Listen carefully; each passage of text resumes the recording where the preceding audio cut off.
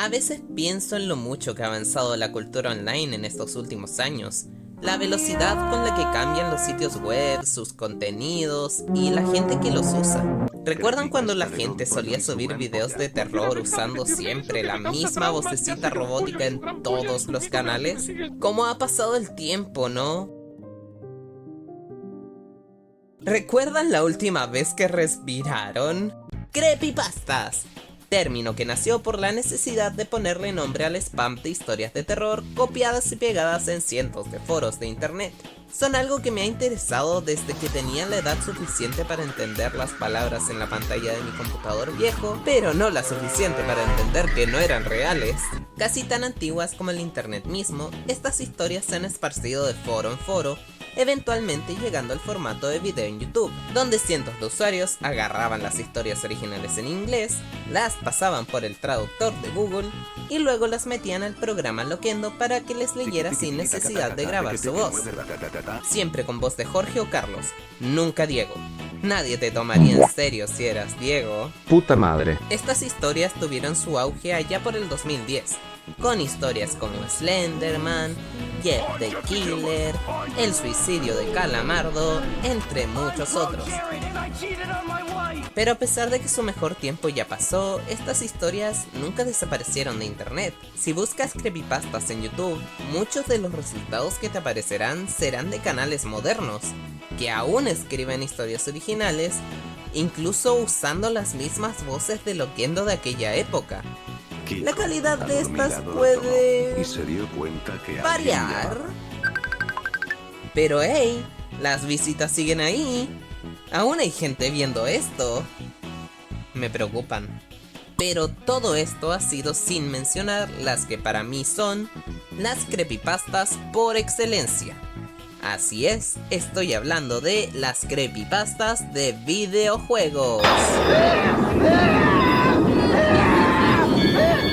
Ya sean juegos malditos, juegos perdidos, juegos que nunca existieron, pero te juro por mi mamá que lo jugué en el arcade una vez. Estas historias tienen muchas formas, pero todas entran bajo un mismo nombre. Y siendo tan fan de estas historias, pensé, ¿por qué no hacer un ranking? Mezclemos lo viejo con lo nuevo. Comparemos creepypastas de la época dorada con algunas de las historias más modernas y veamos cuál de estas quedan más arriba que las otras. Quién sabe, tal vez podamos descubrir una verdadera joya del terror basada en uno de nuestros hobbies favoritos. O tal vez ninguna de estas cosas da miedo y solo estoy expuesta a cosas inapropiadas muy baja edad.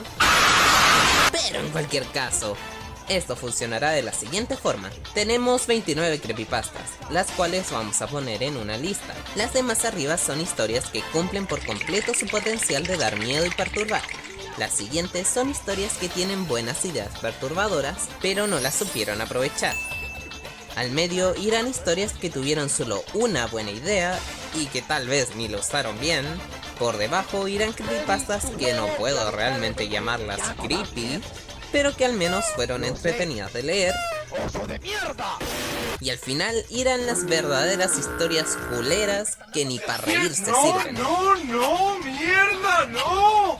¡Mierda, no! ¡Mierda! Primero haré un breve resumen de las creepypastas y luego diré mi opinión sobre estas y su lugar en el ranking. Énfasis en mi opinión. Habrán cosas que me pueden parecer tenebrosas, pero ustedes no, y eso es normal. Su falta de miedo es tan válida como mi miedo y viceversa. Lo que diga yo no es ley, y si quieren dejar su opinión en los comentarios, están totalmente bienvenidos a decirme lo mucho que les vale verga lo que diga acerca de Sonic.exe. Ahora bien, empecemos con...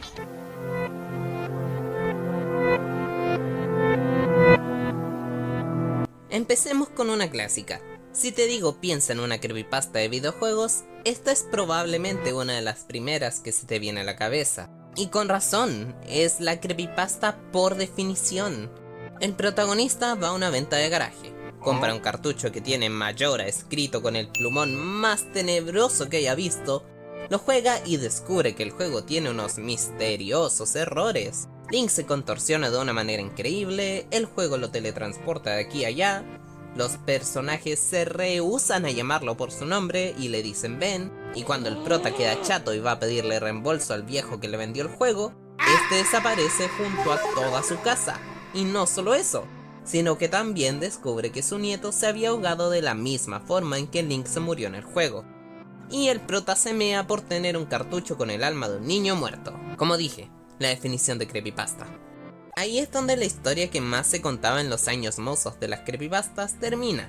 Pero resulta que esta no era una historia que fue hecha para subirla a internet un día y luego olvidarla. No. Esto era una historia en tiempo real, que empezó con unos simples videos de Majora's Mask modificado, que luego progresó a Ben hablándole al prota por Cleverbot, donde se revela que al subir esos videos, Yadosawa liberó al fantasma de Ben, quien ahora estaba en internet, empezando todo un juego de realidad aumentada, en el cual la gente descubriría un sitio web vinculado a un culto de niños de la luna, los cuales sacrificaron a Ben para ascender a otro plano de la existencia.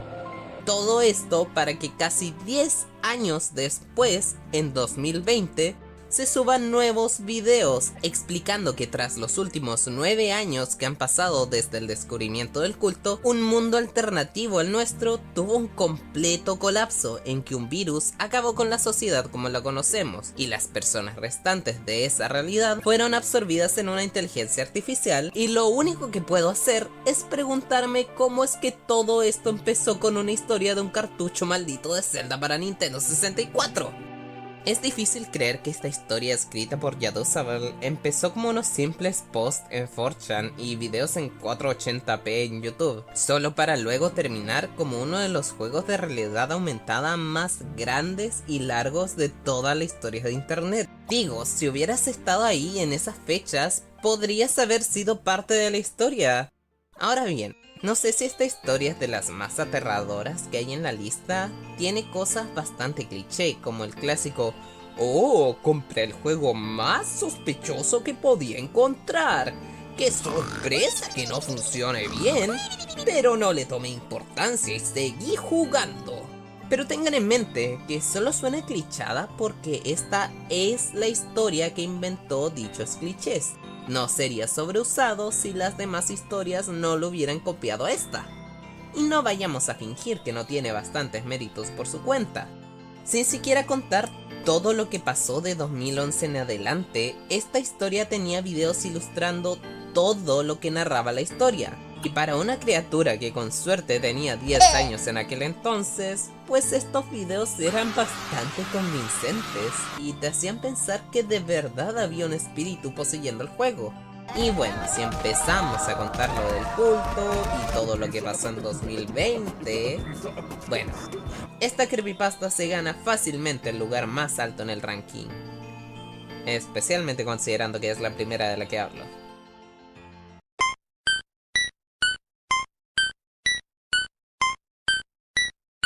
Otro clásico, el cual tiene múltiples versiones e interpretaciones dependiendo de donde leas o escuches este relato, pero la idea base es la misma. A veces llamada los cartuchos malditos de Pokémon, esta creepypasta cuenta una historia sobre las primeras versiones japonesas de Pokémon Rojo y Verde para Game Boy. En su lanzamiento hubo un número de cartuchos que tenían una versión modificada, o tal vez era la versión original, de la canción de Pueblo Lavanda, la cual tenía unas frecuencias secretas que llevaron a cientos de niños japoneses a cometer suicidio. Algunas versiones de esta historia cuentan que se hicieron 151 cartuchos con la composición original de la canción, pero que de estos solo se han encontrado aproximadamente unos 100. Esta creepypasta es bastante corta, pero es un clásico. Personalmente no puedo escuchar la canción del Pueblo Lavanda sin acordarme de esta historia, y estoy segura de que no soy la única a la que le pasa. Eso sí, esta cosa es ridículamente imposible de creer. No soy la primera que lo dice, pero ¿ustedes creen que Pokémon aún existiría si algo así hubiese pasado? Cancel. Me cago, los videojuegos en general casi dejan de existir solo porque Mortal Kombat mostró unos pixelitos rojos saliendo de estos monos de baja resolución. E intentas decirme que Pikachu mató como a 100 niños japoneses y el gobierno ultra boomer de aquel entonces no hizo nada al respecto. Ajá, sí, claro. Si bien esta historia es un clásico del género, el hecho de que la lógica de la historia sea tan frágil le quita bastantes puntos. Pero vamos, alguien tenía que escribir una historia basada en esta canción. De verdad que es tétrica, no sé en qué pensaba el compositor de Pokémon al hacerlo originalmente. Tal vez si quería traumatizar niños, qué sé yo. Quizás si la historia hubiera profundizado más en algún cambio mayor a Pueblo Lavanda dentro del juego, como que no hubiera sido solo la música lo que cambió, sino que el área entera tenía mensajes subliminales o cosas turbias en el mapa, o si hubieran dado una explicación de cómo es que Pokémon Company encubrió tan bien algo así de grave, se podría haber llevado a un mejor lugar en el ranking. Pero así como está, me veo obligada a ponerla bastante bajo, ya que lo único carreando esta historia es que la música del juego original es bien turbia. Oh my god, I feel so good. ¿Aún puedo decirle creepypasta a esto? Sonic.exe en la actualidad está mejor que nunca, diría yo. Dejando de lado casi toda la relación con su origen como creepypasta, se podría decir que se volvió un género de historias en sí mismo, con múltiples personas creando sus propias versiones de Sonic.exe, haciendo personajes basados en versiones mayores de este personaje, expandiendo su universo y agregando aún más personajes. Uno que me gusta bastante es La Archivera de Girania- en Twitter, que trata sobre una humana que trabaja voluntariamente para el señor Exe, ayudándolo a mantener su mundo durante la noche y dejándose poseer por él durante el día. Es realmente enfermizo y muestra una perspectiva bastante única de esta deidad, que tortura almas no por maldad como tal, sino que porque es su naturaleza de porque puedo y quiero, ya que en su trato a la archivera se ve que es capaz de ser amable y respetuoso con las personas. Pero de nuevo, no por bondad como tal, sino que lo hace porque le conviene y le entretiene tenerla. Enfermizo. Y el arte es bellísimo. Pero aquí no hablaremos de eso. Como dije, el Sonic.exe actual ya dejó atrás el ser una creepypasta, por lo que todo ese increíble montón de creatividad humana no cuenta para los propósitos de esta lista. No, lo que nosotros vamos a ver aquí es la historia original, escrita por un loquito con bastantes problemas mentales. La historia que es tan, pero tan mala, que la sacaron de la wiki de creepypastas y la movieron a la wiki de pastas culeras, con el creador original haciendo un berrinche tan horrible que le quitaron el personaje e hicieron una mejor versión, para así nunca más tener que relacionarse con un tipo tan degenerado como ese. Pero bueno, ¿cómo era esa historia original? Sonic.exe nos cuenta la historia de Tom, un fan de Sonic, como todos en esta tierra azul, cuyo mejorísimo amiguísimo de toda la vida le envió un disco por correo, pidiéndole por favor que por todo lo que más quiera lo destruya y que nunca jamás se le ocurra ponerlo en su computador y jugar el juego dentro de él, o si no la entidad que ahí reside lo va a atrapar igual que a él. Como tan buen amigo que es, se pasa la advertencia por la raja y parte a jugar el juego al ver que era de su personaje favorito, Sonic. El juego parecía ser el primero de la Genesis, pero había cambios que lo hicieron estremecerse. Imágenes perturbadoras, música horrible, gritos aterradores y lo peor de todo, la pantalla de carga de Sonic 3. Uno a uno, los personajes del juego caían a manos del mismísimo Sonic de ojos negros. Primero fue el Colas, luego el Nudillos y por último, el Huevón. Con todos los personajes muertos, lo único que queda por ver es el hiperrealista rostro de Sonic, con esa sonrisa despiadada, ojos negros con sangre aún más hiperrealista y un mensaje que le dejó las cosas claras a Tom. Yo soy Dios.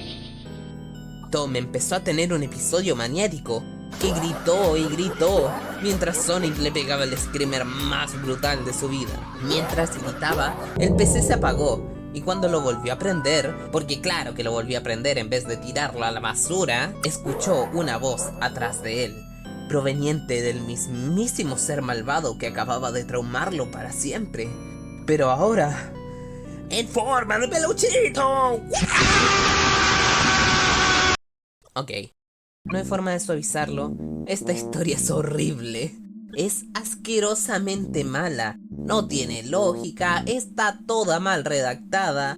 Imagínense, estoy redactando esto con las patas y aún así me doy cuenta de que esto es peor. El autor incluyó unos detalles y referencias hiper específicas a lo largo de toda la historia, únicamente con el propósito de que alguien le hiciera un fangame. Esto no me lo estoy inventando, el creador literalmente dijo que puso todos esos detalles para que alguien más le haga su jueguito. Amigo, si lo que querías era un juego, podrías saberte más en describir el juego en vez de la música y los efectos de sonido. ¿De qué me sirve saber que estaba sonando la música de Earthbound y de Sonic Adventure 2 si el juego que describes no es más que una línea recta? ¡Uy, qué tenebroso! ¡Caminar! Fan de Sonic tenía que ser. Al parecer lo que más le aterra es tener que salir a caminar un rato. Also, pinche flojo, si querías un juego, ¿por qué no lo programaste tú mismo? Dios, esta historia es muy mala. Digo, no me malentiendan, una historia en la que una entidad malvada toma la forma de un videojuego de Sonic para atraer víctimas, dándoles una sensación de seguridad con dicho personaje amigable, es algo que tiene potencial. Claramente lo tiene, considerando la cantidad de interpretaciones de esta historia, las cuales le dan 1000 patadas en la raja a este escrito original. Pero la ejecución de esta versión original es horrible. Desde el momento en que el amigo envía el disco a Tom en vez de romperlo, la historia pierde todo sentido de lógica. Y Tom es reverendo pendejo. Y no creo que lo hayan escrito pendejo a propósito. Creo que el creador original es tan tarado que pensó que cada una de las decisiones de su personaje tenían toda la lógica del mundo. El tipo estaba defendiendo a muerte su historia cuando la movieron a la wiki de Trollpastas, pero esta historia no merece ningún tipo de defensa, ningún tipo de excusa. Es muy mala.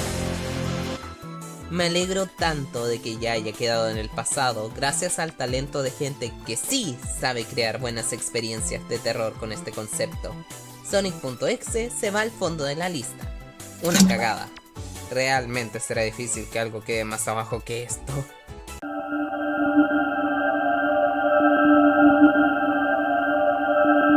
Sin mentir, esta me gusta bastante.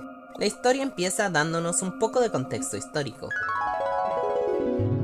Antes de que el internet fuera tan masivo como lo es hoy en día, los programas se compartían en persona, y la forma en que nuestro protagonista hacía esto era a través de unas juntas anónimas en donde la gente intercambiaba disquetes con juegos y aplicaciones independientes. Uno de los tantos juegos distribuidos en estos eventos fue Luna Pálida, un simple juego de aventura por texto, bastante extraño y monótono. Las únicas opciones que el juego aceptaba eran comandos específicos como agarrar pala, abrir puerta, ir al este y así. Después de las primeras decisiones que te obligaban a salir a un bosque, todo lo que podías hacer era avanzar en una dirección cardinal al azar.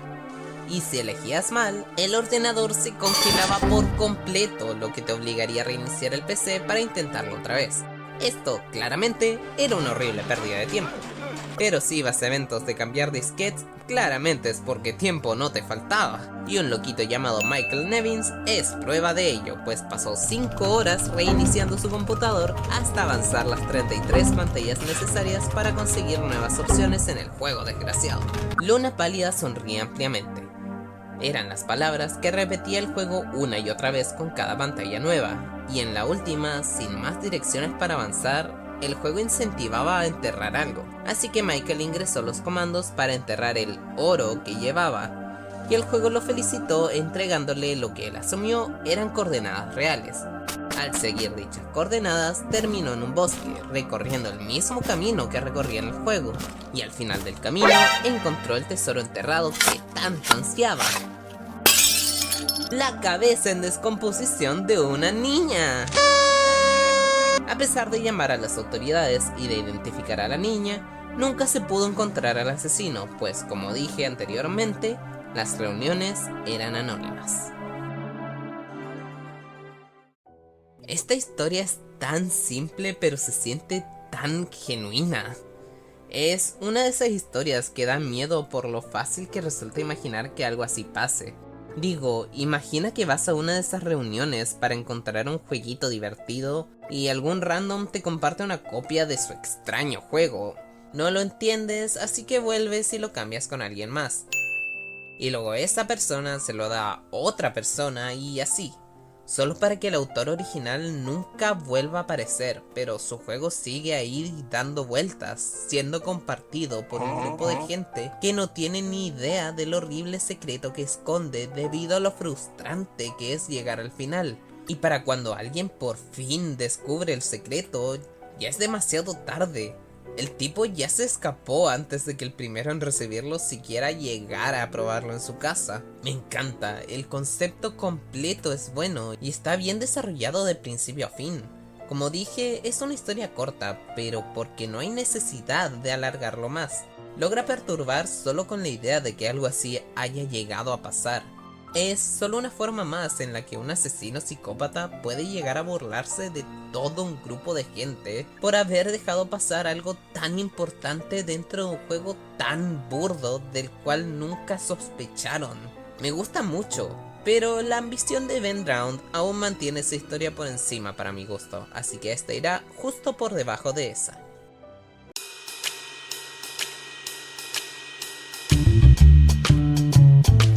De todas las creepypastas que veremos, hablar de esta es una de las principales razones por las que quise hacer el video. Por lo que he visto, Alone Are You no es muy conocida en la comunidad en español.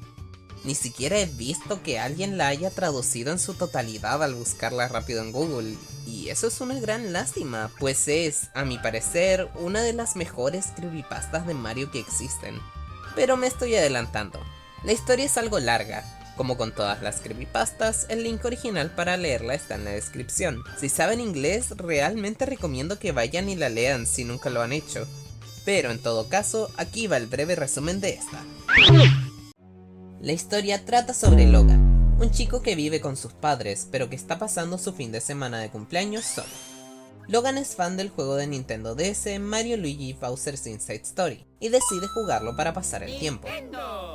Pasó la tarde entera jugando hasta llegar al jefe final, donde, en el enfrentamiento con el espíritu de Fawful, este se ve obligado a usar su último honguito de vida para revivir a Mario, tras lo cual el juego se pone en blanco y se escucha como Luigi muere brutalmente. Tras el shock y un tutito, Logan despierta solo para darse cuenta que quedó daltónico y ya no puede ver el color verde. Más cosas raras empiezan a pasar. Le llega un gorrito de Mario tibio como regalo de sus padres, con una carta que se saltaba todas las letras L, así que ahora su nombre era Hogan.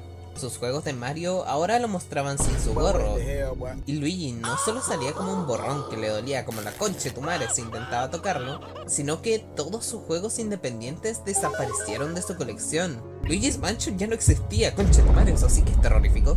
Tras volver a jugar el juego y ver como unos Toads enmascarados le sacaban la cresta a Mario por ser un fracaso de héroe, Hogan recibió otros regalitos como un gorro de Luigi, una pistola, el anillo ensangrentado de su madre, puras cosas normales. Ah, y al parecer el que le enviaba todo esto era el mismísimo Fawful del juego. Sí, normal. En su infinita sabiduría y rabia decide mandarle unos balazos a la Nintendo DS. Obviamente sin sacarla de su bolsillo, así que terminó reventándose la pierna a balazos sin que nada le pase a la consola. Sin nada más que hacer, abrió la consola y vio al Fawful en todo su gran y verdoso esplendor, quien le dijo: ¿estás solo, no es así? Todo lo que necesitas es a ti y a Fawful. Entendiendo que Fawful lo hacía feliz y que esto es lo que realmente quería, le mandó aún más balazos a la consola en su mano, con los pedazos de pantalla enterrándose en él, mezclándose con su sangre negra y cubriéndolo por completo, hasta que finalmente él y Fawful se volvieron uno. Sinceramente mi resumen no le hace justicia a la historia. Insisto en que si pueden, vayan a leer la historia original. Esta historia, más que estar escrita como una creepypasta, está narrada como si fuera una anécdota del creador. Y eso es porque en el fondo sí lo es. Escrita por el youtuber Fawful's Minion, cuya identidad está completamente basada en este personaje de Mario y Luigi, nos cuenta que esta historia fue basada en una pesadilla que tuvo durante una noche en la que soñó con los eventos de esta creepypasta durante 14 horas. Esto no es solo una historia que se le ocurrió escribir de un día para otro, es algo que realmente le ocurrió a alguien. La mente de esta persona creó estos eventos para atormentarlo, usando sus gustos y sus temores de una manera que lo dejó completamente impactado. El hecho de que sea un escrito tan personal y tan vulnerable de parte del autor es lo que le da ese toque aún más tétrico que si fuera una historia escrita de la manera normal.